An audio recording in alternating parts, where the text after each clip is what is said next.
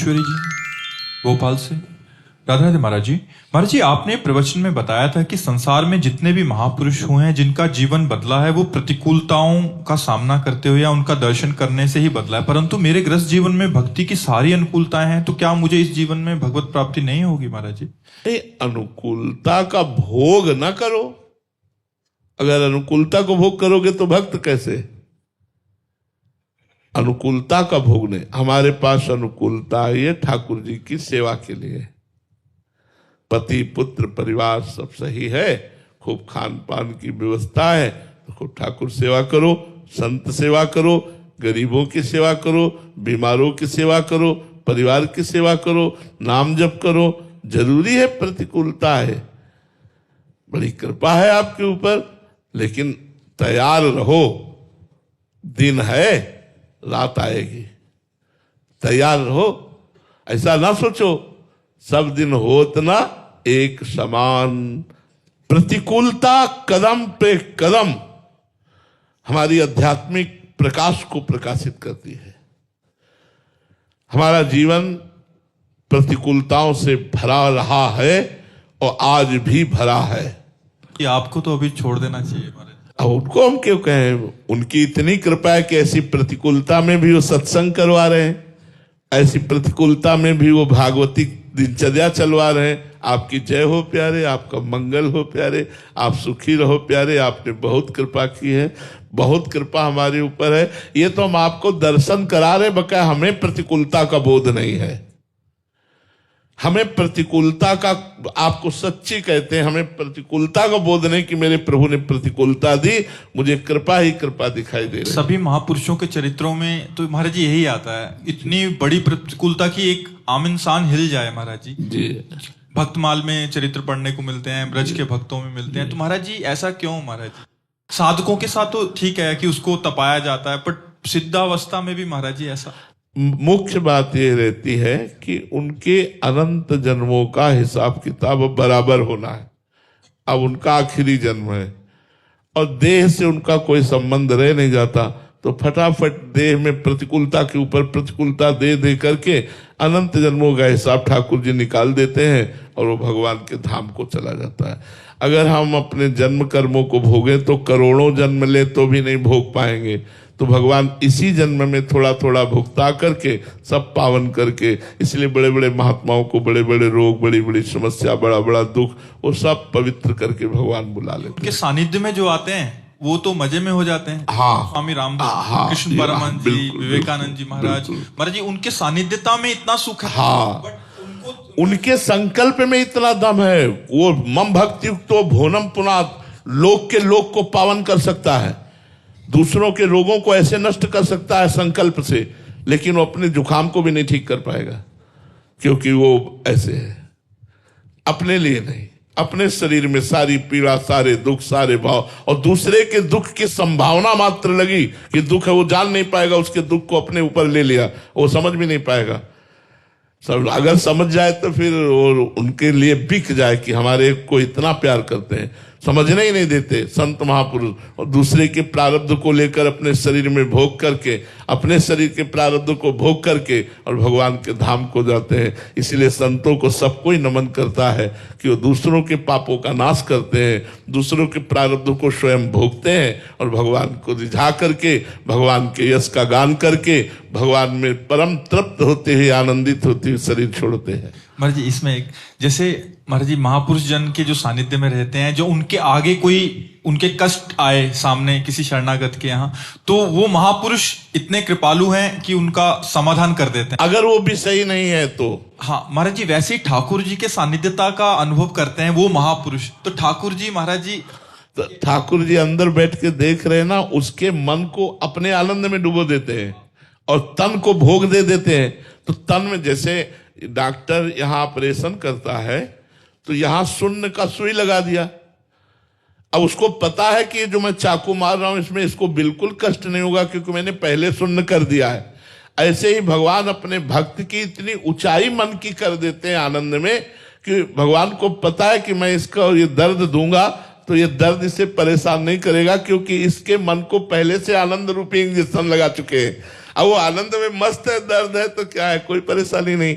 तो भगवान सर्वज्ञ है ना, ऐसा कष्ट नहीं देते जिसमें भक्त विकल होकर भगवान को भूल जाए, ऐसा तो नहीं देते। मतलब उनकी चिंतन की वृत्ति हमेशा बनी रहती। हाँ, आनंद में बनी रहती, सब में रहती, आनंद में बनी रहती है।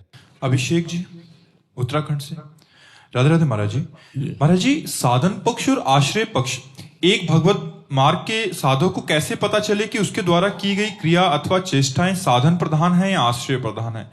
जिसको ये ऐसा लगता है मेरे प्रभु के द्वारा भजन कराया जा रहा है, मेरे प्रभु ही मुझे वृंदावन लाए हैं, मेरे प्रभु ही संत समागम करवा रहे हैं, मेरे प्रभु ही मुझसे नाम जप करवा रहे हैं, मेरे प्रभु के द्वारा सब कुछ हो रहा है, वो भगवद आश्रित भक्त है।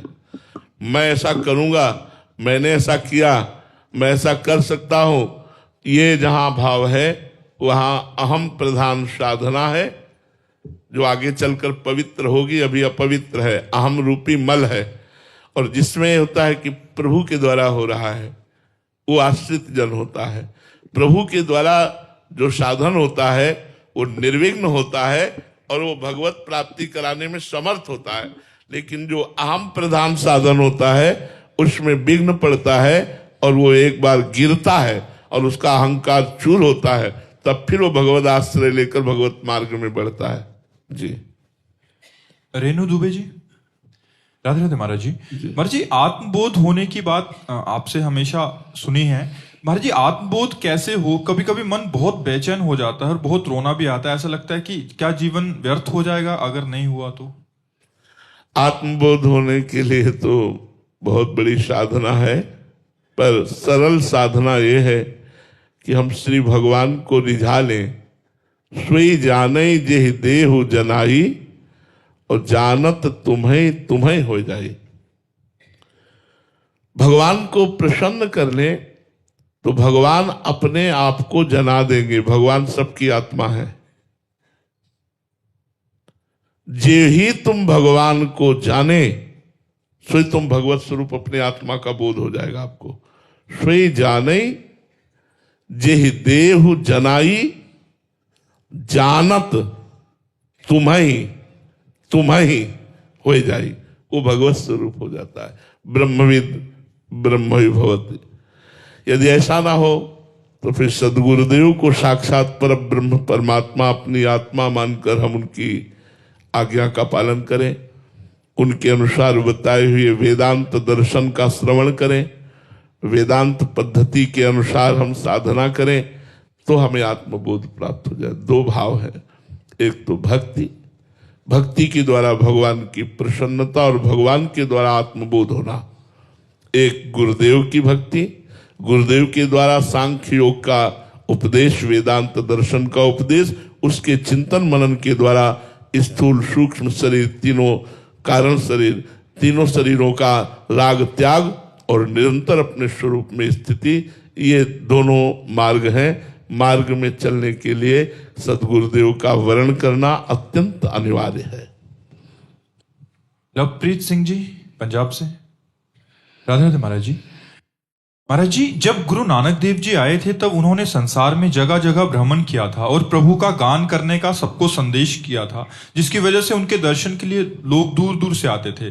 अब वही दृश्य हम आप जी के रूप में भी देख रहे हैं। आपकी वाणी की वजह से लोग दूर दूर से आपके दर्शन के लिए आते हैं। महाराज जी, हमें भी आपकी वाणी से बहुत मदद मिली और नाम जप को और तेज करने के लिए हम प्रयासरत हैं। जैसे एक छोटा बच्चा चलता है, फिर गिरता है और माता पिता उसे संभालते हैं और फिर वो दौड़ता है, वैसे ही हमारे साथ हुआ है। महाराज जी, आपकी वाणी की वजह से हम, हाँ, हमारे में कुछ नहीं है, खोखा है, इसके अंदर बैठ करके वही परमात्मा बुलवा रहा है, वही परमात्मा सब कुछ कर रहा है। तो पांच भौतिक ढांचा है।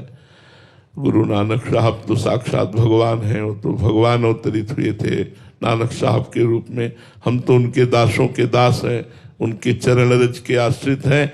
इसमें हाँ, उन्हीं महापुरुषों का प्रताप बोल रहा है, उन्हीं महापुरुषों की वाणी आकर हृदय में बोल रही। उनके समानता तो की नहीं जा सकती।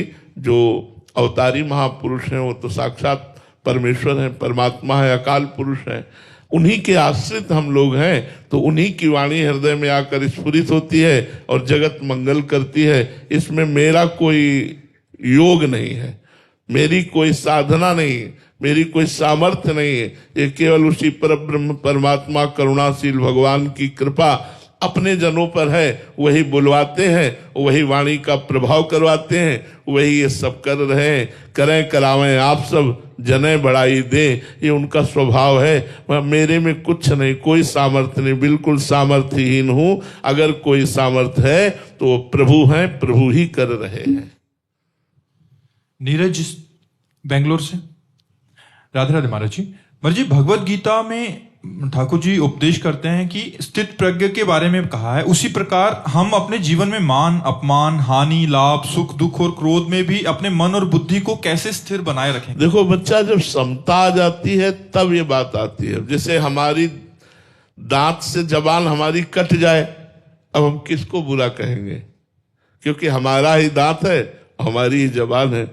तो जब ऐसे सर्वात्म भाव हो जाता है, ब्रह्म भाव हो जाता है, सब जगह एक ही परमात्मा है, वो यहां भी विराजमान, तो कोई मारे या कोई पूजे, दोनों बातों में उसका समान भाव रहता है। जब तक समता नहीं आएगी, ज्ञान नहीं होगा, शरीराभिमान रहेगा, तब तक मान अपमान का बोध होता है। बहुत जोर का इसमें जलन होती है।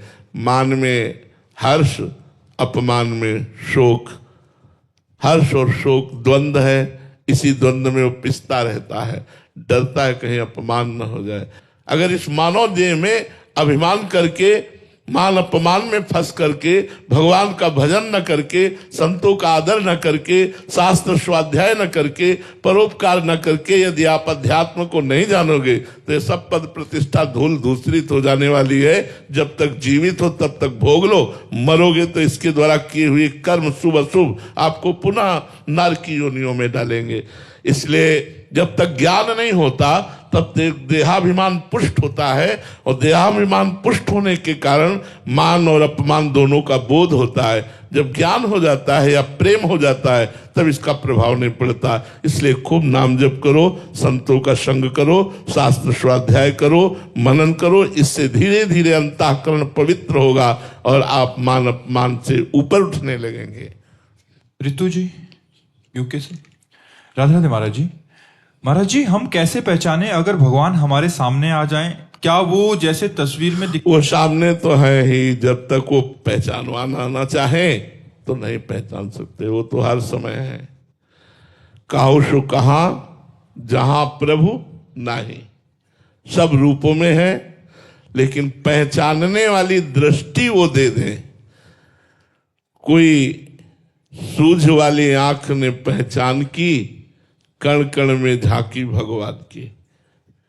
वो सूझ, वो सूक्ष्म दृष्टि, वो दिव्य दृष्टि, वो ज्ञान दृष्टि, वो प्रेम दृष्टि जब तक गुरुदेव के द्वारा नहीं मिलती तब तक हम सर्वत्र विराजमान भगवान को नहीं पहचान सकते। भगवान यदि अपने को पहचानवाना ना चाहे तो कोई पहचान नहीं सकता। अगर पहचान वो देना चाहे सो ही दे सकता है। देखो, गुरु के द्वारा दृष्टि मिली नामदेव जी को, तो कुत्ते से भी विट्ठल भगवान को प्रकट कर लिया। कुत्ते में देखा विट्ठल भगवान, भूत में देखा विट्ठल भगवान। दृष्टि है, अब पवित्र हो गई तो सर्वत्र भगवान दिखते हैं। हमारी दृष्टि त्रिगुण मायामयी है, तो स्त्री दिखाई देता है, पुरुष दिखाई देता है, पापी दिखाई देता है, पुण्यात्मा दिखाई देता है, महात्मा दिखाई देता है, दुरात्मा दिखाई देता है। ये त्रिगुण मायामयी दृष्टि है। पहले भजन के द्वारा हम ज्ञान दृष्टि प्राप्त करें, भगवत दृष्टि प्राप्त करें, तब सिय राम में सब जग जानी, करो प्रणाम जोर जो, सब जगह भगवान विराजमान है, ऐसा अनुभव हो जाएगा। रोज भगवान आते हैं आपके सामने, मिलते हैं, लेकिन आप जान ही नहीं पाते, क्योंकि वो दृष्टि नहीं। आपको लगता है ये कुत्ता है, आपको लगता है ये मनुष्य है, ये गाय है, ये अमुक है, लेकिन भगवान आकर के मिले, ऐसा कहा। जब सब में भगवान का दर्शन होगा तब भगवान की कृपा का अनुभव होगा। तो इसलिए खूब नाम जप करो, नाम जप करो भाई। नाम जप से बढ़कर कोई साधना नहीं। नाम जप से सब प्राप्त हो जाएगा। जितना अधिक नाम जप करोगे उतने तुम्हारी दृष्टि पवित्र होती चली जाएगी। चेतन जी यमुनानगर से। राधे राधे महाराज जी। महाराज जी, इस जगत में असंख्य महापुरुष जन हैं, गुरु जी हैं, जगत गुरु इत्यादि हैं। हम भगवान द्वारा भेजी गई दिव्य आत्मा को कैसे पहचान सकते हैं? उनकी वाणी से, उनके चेहरे के प्रकाश से, या उनके कर्म से, या और कोई साधन है? ये सब बाहरी बातें हैं। चींटी में, घोर पापी में और बड़े महात्मा में आत्मा एक ही रहती, उसमें 150 ग्राम वाला कम वाला हिसाब नहीं कि चींटी में 100 ग्राम है, हाथी में 100 कुंतल है, पापी में 50 ग्राम है, महात्मा में 100 किलो। ऐसा नहीं है। आत्मस्वरूप भगवान सब में समान रूप से विराजमान है। भगवान कहीं कहीं अपने तेज को प्रकाशित करते हैं, आचार्यों के रूप में, भक्तों के रूप में, संतों के रूप में। उसकी पहचान होती है उनकी वाणी से जगत का परिवर्तन। अगर तेज की बात कहो तो संत हैं, रूखा सूखा खा रहे हैं, झुर्रियां पड़ी हैं, फटे पुराने कपड़े पहने, बाहरी वेश से नहीं पहचाना जा सकता कि भाई कोई तेज ऐसा नहीं। जिनकी वाणी का प्रभाव संपूर्ण दुराचार से निवृत्त करके सदाचार में प्रवृत्त कर दे, जिनके संग का प्रभाव हमारे अंदर की वासनाओं को नष्ट करके उपासना में स्थित कर दे, जिनके देखने से, जिनके बोलने से, जिनके संग से हमारी दुर्वासनाएं छूटे और भगवान प्यारे लगने लगे, वही महात्मा है, वही भगवान की विभूति है। बस इतना है, और बाहरी लक्षणों से नहीं पहचाना जा सकता। बाहरी तो नौटंकी नाटक में भी सब ऐसा ही होता है, बाहरी लक्षणों से नहीं पहचाना जा सकता। ब्रह्मानंद जी महाराज, राधे राधे महाराज जी। महाराज जी, भगवत गीता जी, रामायण जी या तत्व सिद्धांत आदि भक्ति और वेदांत में महाराज जी क्या भेद है? इनका विचार एक है या अलग अलग है महाराज जी? थोड़ी दूर तक साधना एक है, कुछ साधना एक है। जैसे पांचों ज्ञानेंद्रियों को मन के सहित परमात्म चिंतन में लगाना, ये प्रारंभ से होगा सबका, क्योंकि आत्म चिंतन में तो बाद की बात है, पहले परमात्म चिंतन में लगाना। इसीलिए गुरु जी मंत्र देते हैं। मान लो प्रणव है, सोहम है, अहम ब्रह्मास्मि है, ज्ञान में इधर भगवान का नाम है, मंत्र है, उपासना है। दोनों का पहला कर्तव्य है संसार का चिंतन छोड़ना, चाहे वो अष्टांग योग हो, चाहे वो सांख्य योग हो, चाहे वो कर्म योग हो, चाहे वो भक्ति योग हो। सब योगों का मुख्य कार्य है संसार का चिंतन छोड़ना। बोलो ऐसा है ना? फिर सब योगों का द्वितीय मुख्य कार्य है संसार के भोगों का त्याग करना। फिर सब योगों का तृतीय कार्य है शरीर का अभिमान भूल जाना, देहाभिमान भूल जाना। अब यहां से यात्रा अलग अलग होती है। अब एक देहाभिमान भूलता है, आत्मस्वरूपहम ब्रह्मास्मि सोहमस्मिति वृत्य खंडा, और एक भूलता है दासोहम, भगवान की रूप माधुरी में भगवान का नाम गुणगान करते हुए, ब्रह्म नहीं माया नहीं, नहीं जीव नहीं काल, अपनी ही सुधि ना रही, एक रहे नंदलाल। वो भगवान के प्रेम में डूबकर सब कुछ शुद्ध बुद्ध भूल गया, ये प्रेमी। और वो अहम में, मैं शुद्ध ब्रह्म में, जो अहम मैं शुद्ध ब्रह्म आत्मस्वरूप है, अपने स्वरूप में स्थित होकर चिंतन शून्य हो गया। स्थूल सूक्ष्म कारण तीनों देहों का विस्मरण हो गया। वो जीवन मुक्त महापुरुष मोक्ष को प्राप्त हो गया, वो प्रेम को प्राप्त हो गया। एक दासोहम से सिद्ध होता है, एक सोहम से सिद्ध होता है, पर कुछ दूरी तक दोनों की यात्रा एक जैसी रहती है, इसके बाद अलग अलग हो जाती है। तत्व दोनों को एक ही प्राप्त होता है। उसे प्रेम के द्वारा स्वाद लेते हैं, उसे ज्ञान के द्वारा स्वाद लेते हैं। वही आत्मा है, वही राम है, वही आत्मा है, वही श्याम है, वही आत्मा है, वही शिव है। दूसरा तो कोई, अंत में जो ऊपर चढ़ाई पर चढ़ते हैं तो फिर द्वैत नहीं रह जाता, एक रहे नंदलाल। अपना विस्मरण हो जाता है भक्त को, भगवान की स्मृति में डूब जाता है। ज्ञानी को सबका विस्मरण हो जाता है, केवल अपनी स्मृति में डूब जाता है, अपने आत्मस्वरूप की स्मृति में। ये देह अपना स्वरूप नहीं है, अपना स्वरूप इससे अलग है। वो गुरु प्रताप से उसी स्वरूप में डूब जाता है। समझ पा रहे हैं आप जी? निधि जी सिंगापुर से। राधे राधे महाराज जी। महाराज जी ये प्रश्न बहुत जो इस साधन मार्ग में चलते हैं, नए नए प्रवचन आदि सुन के उनके मन में आता है कि मैं बहुत समय से दीक्षा लेने की सोच रही हूँ, पर हर बार मन ये सवाल उठाता है कि यदि मैं निर्वाह नहीं कर पाई तो मेरा कोई अपराध बन जाएगा, और मतलब फिर मेरे को नहीं, डरो मत। कोई अपराध बन जाएगा तो अपराध मोचन भी तो वही करेंगे हम जिनकी शरण में है। हमको तत्काल इस विषय पर कदम उठाना चाहिए कि हम कल जिए कि न जिए, शाम तक श्वास रहे कि न रहे, लेकिन यदि हम गुरुमुख हो गए, गुरु की शरण में हो गए और उनके बताए हुए नियमों के अनुसार कुछ भी चल पाए तो हमारा मंगल हो जाएगा। हमारे गुरुजी हमें नरक जाने से बचा लेंगे, हमारे गुरुजी हमारा कल्याण कर देंगे, हमारा मंगल कर देंगे। गुरुमुख होकर के ही शरीर छोड़ना चाहिए, और कब छूट जाए शरीर इसका पता नहीं। इसलिए ये मत डरो कि कहीं कोई अपराध बन जाएगा, हम निर्वाह ना कर पाए। निर्वाह करवाएंगे गुरुदेव। तुम तो केवल गुरुदेव की शरण में हो, गुरुदेव के हाथ की कठपुतली बन जाओ, सब निर्वाह हो करवा लेंगे। सारी सामर्थ्य गुरुदेव की काम करती है। हम आपसे सच्ची कहते हैं, हम में कोई सामर्थ्य नहीं, गुरुदेव इष्ट की कृपा काम कर रही। वैसे ही आप शरण में हो जाओ, शरण में हो जाओ तो वो तुम्हारी रक्षा करेंगे, वो तुम्हें चलाएंगे, वो तुम्हें बल देंगे। पहले शरण में तो हो, डरो मत कि कोई अपराध बन जाए। अपराध बन जाएगा तो अपराध मोचन भी तो वही करेंगे। हम उनकी शरण में, हम उनके बच्चा हैं, कहाँ जाएंगे? अगर माँ की गोद में बच्चा शौच कर देता है तो कोई अपराध माना जाता है क्या? क्योंकि वो बच्चा है तो हम बच्चे ही हैं, हम गुरुदेव के सामने बच्चे ही हैं। यदि हमारे द्वारा कोई त्रुटि हो जाती है, गलती हो जाती है, तो गुरुदेव इतने कृपा सिंधु हैं कि वो मानते ही नहीं, वो कृपा करके क्षमा कर देते हैं। इसलिए आप गुरुदेव की शरण में होइए, समय नष्ट मत कीजिए, साधना में लगिए। एक दो इसमें जो संशय रहते हैं, एक है कि जैसे संसार में रहते हैं बहुत सारे लोग हैं जो अलग अलग ऑफिस में काम करते हैं, तो उनका एक संशय बड़ा रहता है कि जैसे इसमें खाने के नियम होते हैं, तो कभी गलती से खा लिया, कोई बात नहीं, कोई बात नहीं। हाँ, ये चीज गलती से हम मांस ना खाएं, गलती से हम अंडा ना खाएं, लेकिन अगर प्याज लहसुन पड़ा हुआ भोजन मिल गया है और ऐसे पा लिया है, तो देखो हम आपसे स्पष्ट कहते हैं कि प्याज लहसुन पाना कोई पाप नहीं है, क्योंकि इसमें किसी की हत्या नहीं है।